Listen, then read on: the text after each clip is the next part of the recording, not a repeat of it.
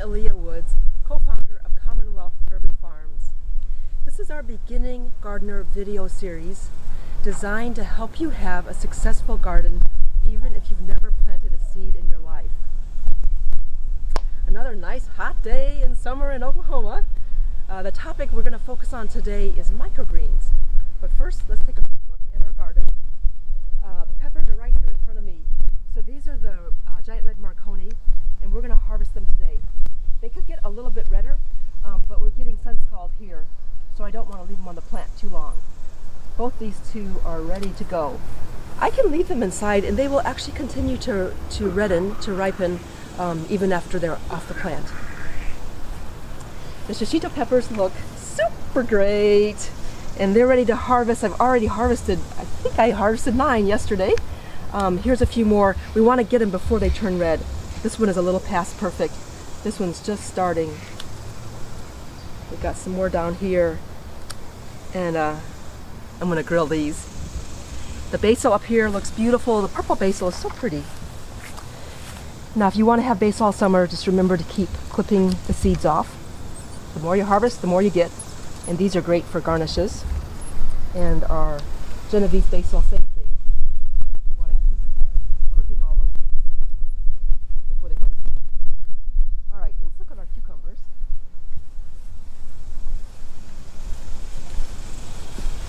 Or cucumber. We have the Armenian cucumber plant in the middle there. So the hyacinth bean is growing very happily. It's pretty vigorous. We want to keep the hyacinth bean from overwhelming our little Armenian.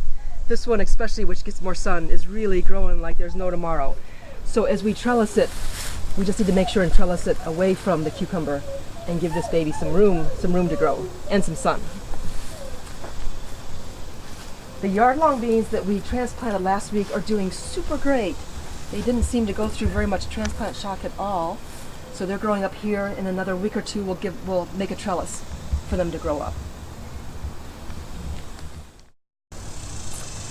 These are the broccoli seedlings that we seeded last week. So you'll remember that I said 2 things. One is, when you germinate them, as soon as they pop up out of the soil, get them out, give them some sunlight. Don't leave them for a few days inside where they don't have sun. And the second thing was, be sure and just put them out in the sun in the morning and then bring them into the shade in the afternoon, because when they're little bitty plants and we have as intensive heat as we have had this last week, it's just too much for those babies, and they need a break in the afternoon. So this is what happens if you forget to follow your own advice. I left them inside for too long. Notice them, they were already like yay tall, very leggy.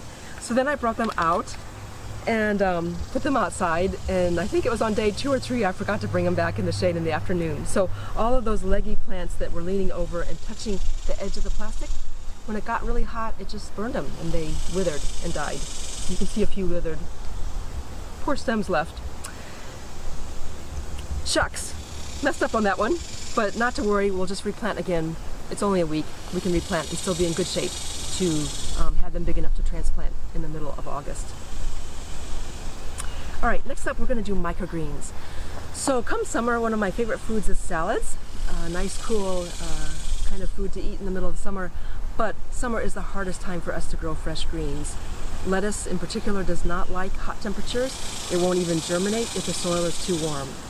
So we don't actually grow lettuce in the summer, even though that's one of the best things to eat.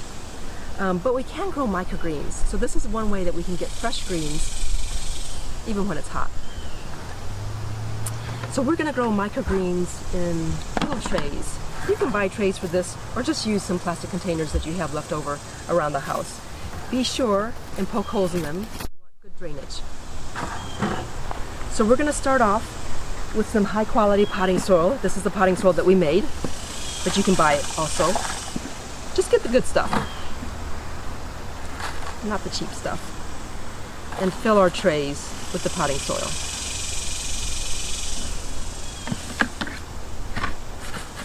Give it a little shake down. Now you want the top of this as flat as you can get it. That will make the seeding go easier. All right, I've got 3 different kinds of seeds that we're going to use today for the microgreens. This one is a type of radish. It's called purple stem. These are radishes that we don't grow for the roots. We just grow them for the greens. There are a few local places where you can buy microgreen seeds. Usually we order it, and we order from often from Kitazawa Seed Company in California. They're a really lovely seed company with a wide selection of microgreens in different quantities. You don't have to buy it by the pound like we do. You can buy smaller packets.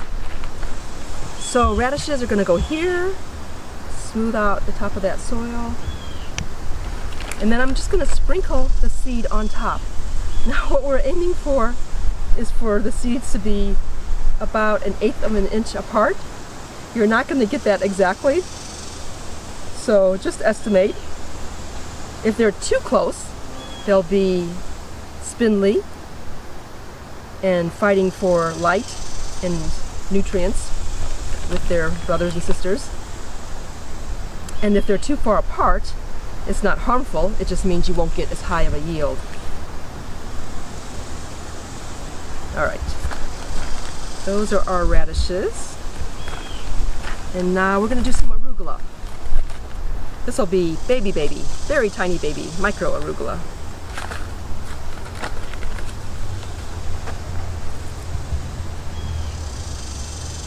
Arugula is a smaller seed for sure.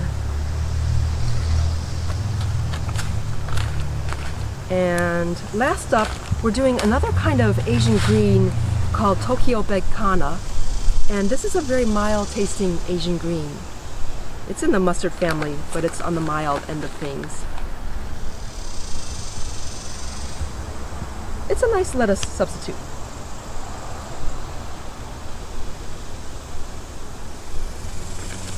Much more heat tolerant than lettuce is. Alright, so now we have our microgreens seeded, and we will label them with name and date. Tokyo Begkana, and today's date is July 19th, I believe.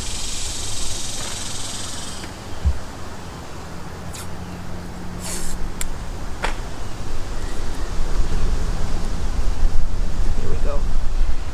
Next thing to do is to water them. We can top water with a watering can, but it's likely to displace the seed and push all the seed over in one clump and then be empty right next to it.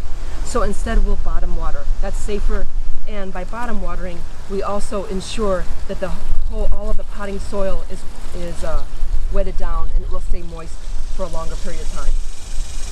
So in order to bottom water, I need some kind of leak-proof container. You can use a cake pan or a pie pan. In this case I have a tray. And we'll put these right in there. And the water will wick up from below. And I'll leave them here for a few hours until that's happened. Now with microgreens, I generally don't cover the seed. We just leave it uncovered. They germinate very quickly and very well, and because they're planted so close together, it covers the soil very quickly. So that's all there is to it. I will take them inside after they're watered and find a nice place inside to set them until they germinate. Once they germinate, they need a sunny window in order to get some light. But they don't need as much light as vegetables, which usually we say at least 6 to 8 hours a day. They don't need nearly that much intense sunlight. They will actually do pretty well in just a sunny window. So they're a great one to grow during the summer. We'll give them probably about 2-3 weeks and they'll be ready to harvest. So that's it for today. Thanks for watching. Hope to see you next week.